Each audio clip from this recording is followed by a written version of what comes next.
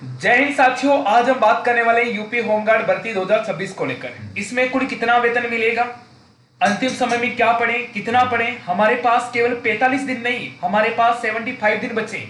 अब इन 75 दिन में आखिरकार क्या पढ़ना होगा, कितना पढ़ना होगा, कहां से पढ़ें, इनके बारे में हम सर से जानेंगे और स्टेप बाय स्टेप हम जानेंगे। सर जी, जो बच्चों का बार बार सवाल कमेंट आता है कि सर जी इसमें कुल कितना वेतन मिलेगा, सर जी इसमें रुपया पैसा कितना मिलेगा, क्योंकि बच्चे का सवाल भी एक लाजवाब है, क्योंकि बच्चे जब नौकरी करते थे इनको पता होना चाहिए कि हमारे को कितना पैसा मिलेगा। तो इसको लेकर हम बात करेंगे। साथ में मैं आपको मेरे प्यारे साथियों विद्यार्थी बता दूं, यदि आप भी मेरे प्यारे साथियों यदि आप भी होमगार्ड की तैयारी कर रहे हो तो आपको ध्यान रखना, आपको फ्री नोट्स प्राप्त करना है तो एक बार दिए गए नंबर पे मैसेज कर लीजिए, जैसे कि 9057925604 नंबर आपको याद हो गया होगा। तो चलिए हम जानेंगे आपका पहला स्टेप। और सर जी इसमें कुल कितना वेतन मिलेगा, वेतन को लेकर हम चर्चा कर लेते हैं मेरे प्यारे साथियों। तो हम सर से जानेंगे, सर जी इसमें कुल कितना वेतन मिलेगा।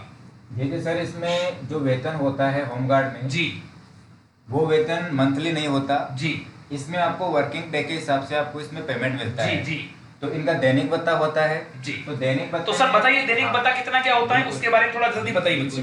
जी, इनका जो पर डे में जो 7th पे कमीशन है, जी, इसके अकॉर्डिंग का बेसिक पे जो पर डे जो अलाउंस बनता है जी, वो 600 से 700 रुपये पर डे का। हाँ पर डे के हिसाब से इनका।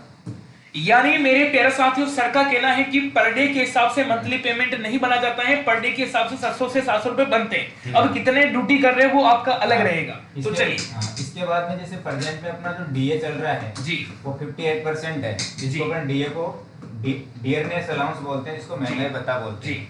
तो इसमें इसका 50% इसका और लेंगे तो इसमें कम से कम 300 रुपए के आसपास में जी, और बन जाता है जी। तो इनको लगभग 900 रुपये से 1000 रुपये पर डे के बीच में तो मेरे प्यारे साथियों, आपके लिए बड़ी खुशखबरी की बातें हैं कि आपको पर डे के 900 से आपको 1000 रुपए पर डे मिलेंगे। यदि मंथली का हम काउंटिंग करें तो आपको यानी 28 से आपके 30,000 के बीच में आपकी सैलरी रहने वाली है। तो सर जी सैलरी को लेकर विद्यार्थी के डाउट क्लियर हो गए। तो इसके चलिए बाद में इनको बताना चाहता हूँ मैं बच्चों को जी, जो अपने जो अभ्यर्थी हैं उनको, जी, इनमें एक टीए और होता है। जी, जैसे होमगार्ड के जो जवान होते हैं जी, जी, वो अपने जिले में मोस्टली जो ड्यूटी करते हैं, जैसे कोई दूसरी जगह वीआईपी मूवमेंट आ जी, गया, जी, जी। उसके बाद में जैसे अपने कोई मेले आ गए, जी, उसके बाद में इलेक्शन आ गया, जी।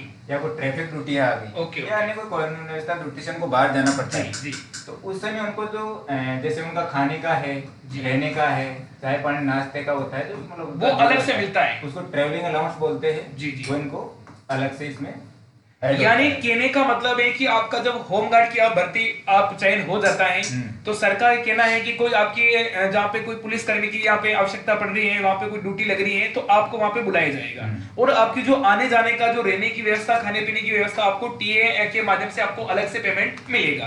तो चलिए ये डाउट तो सर जी हमारा क्लियर हो चुका है। अब विद्यार्थी का सर जी सवाल इस प्रकार का आता है कि सर जी इसका एग्जाम की बात करूं, इसका एग्जाम है ना सर जी अप्रैल महीने में एग्जाम होने वाला है। क्या होने वाला है? अप्रैल महीने में एग्जाम होने वाला है। तो विद्यार्थी के साथ सर जी बड़े बड़े तौर पे बात करें तो अपने 75 दिन बचे, ठीक है ना, क्योंकि बच्चे कहेंगे सर जी अप्रैल में, तो मैं बच्चे को बता दूं कि सर जी अभी क्या चल रहा है, जनवरी चल रहा है।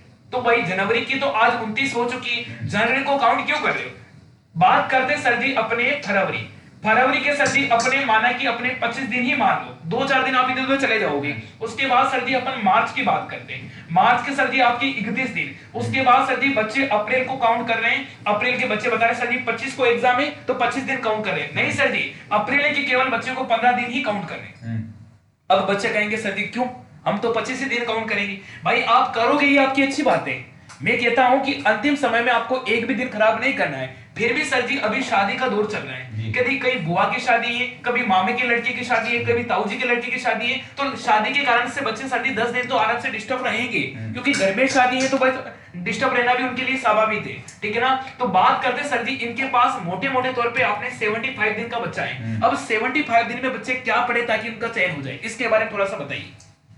देखिए आपने सर जैसे इसमें आपने बताया कि 75 डेज जी, लेफ्ट, जी, तो इसमें जैसे आपने बताया कि शादियों का दौर चल रहा है या कोई अदर फंक्शन भी आ जाते हैं। उसके अलावा एक ये भी है कि अपना जो जैसे 15 फरवरी के आसपास या अपने सॉरी इसमें जैसे 15 अप्रैल के आसपास इनके जी एडमिट कार्ड जारी एडमिट कार्ड जारी हो जाएंगे। उसके बाद में तो मोस्टली पढ़ना वैसे ही छोड़ देंगे। यानी सर का मेरे प्यारे साथियों काफी अनुभव है, सर भी गवर्नमेंट सर्वेंट है, और इनका एक कहना है कि जब एडमिट कार्ड जारी होने के बाद मन में लड्डू फूटते हैं, यानी कहीं ना कहीं खुशी का माहौल हो जाता है कि सर जी मेरा को एग्जाम मेरा पास में है, सर जी मेरा सर जी सेंटर 100 किलोमीटर दूर है, सर जी मेरा सेंटर 500 किलोमीटर दूर है। यानी दूर पास के चक्कर में बच्चे थोड़ा पढ़ने का माहौल नहीं बन पाता है। तो इनका कहना है कि आप 15 अप्रैल को आपका एडमिट कार्ड जारी हो जाएगा, और एडमिट कार्ड जारी होगा तो आप सभी के लिए खुशी और हमारे लिए भी खुशी की बात है। तो चलिए आगे की बात करते हैं मेरे प्यारे साथियों। आगे किस प्रकार की हम बात करते हैं कि सर जी अब आगे क्या करें, समय कम बचा है तो क्या करें। देखो आगे की जो रणनीति आपके का जो फ्यूशन है जी, इसमें जो रणनीति है वो प्रत्येक बच्चे की अलग अलग रणनीति होती है इसमें। जी, अब उसमें अपन ऐसे कर सकते हैं कि एक तो कुछ बच्चे जो होते हैं जो फ्रेश बच्चे हैं जी, जिनको मोस्टली इनका पहले से तो नॉलेज जो बच्चे फ्रेश यानी 10वीं या 12वीं पास कर रखी है, हाँ जी, उन्होंने कोई कंपटीशन का एग्जाम नहीं दिया है, वो पहली बार इस एग्जाम का इस भर्ती का फॉर्म अप्लाई कर दिया है और बस किताब लेके आ गए और पढ़ रहे हैं। हाँ जी, एक तो उन बच्चों की रणनीति होगी वो अलग प्रकार की होगी। जी, जी, उसके बाद में कुछ ऐसे जो कैंडिडेट्स हैं या जो विद्यार्थी है जी। जो 4-5 साल से अपने कंपटीशन की तैयारी कर रहे हैं।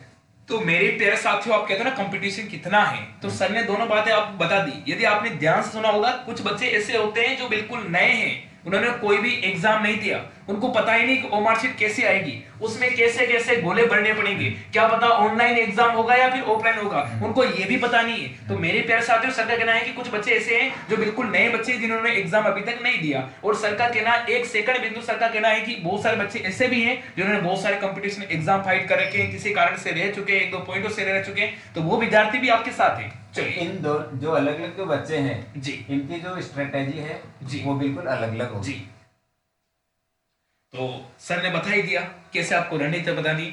मैं आपको एक ही बात क्लियर कर दूंगा कि मेरे प्यारे साथियों, आपको क्या करना, आप सबसे पहले आपको प्रीवियस के पेपर देख लीजिए। यदि आपका सिलेबस हो जाए, सिलेबस हो जाने के बाद कम से कम आप 3 साल के जो पिछले 3 साल में जो भर्ती हुई ना होम गार्ड की, उनकी आप प्रीवियस के पेपर देख लीजिए। और साथ में आपको ये देखना है कि अपने यूपी की बात करें तो यूपी में अब तक लेटेस्ट जितने भी आपके 2018 से लगा के 2025 तक जो भी आपकी यूपी जीके का जो सिलेबस रहा था, उसमें कहां से जो यूपी जीके के क्वेश्चन बन रहे हैं उनको एक बार आप देख लीजिए, ताकि आपके मोस्टली क्या क्वेश्चन एक बार रिपीट होते हैं, इस भर्ती के एग्जाम इसमें आते हैं और इसके इसमें आते हैं। तो चलिए, सर ने ये जानकारी बता दी है, आपको तैयारी कैसे करनी है, कितने घंटे पढ़ाई करना है, सारी की सारी जानकारी सर ने बता दी है। और क्या कहना चाहोगे सर?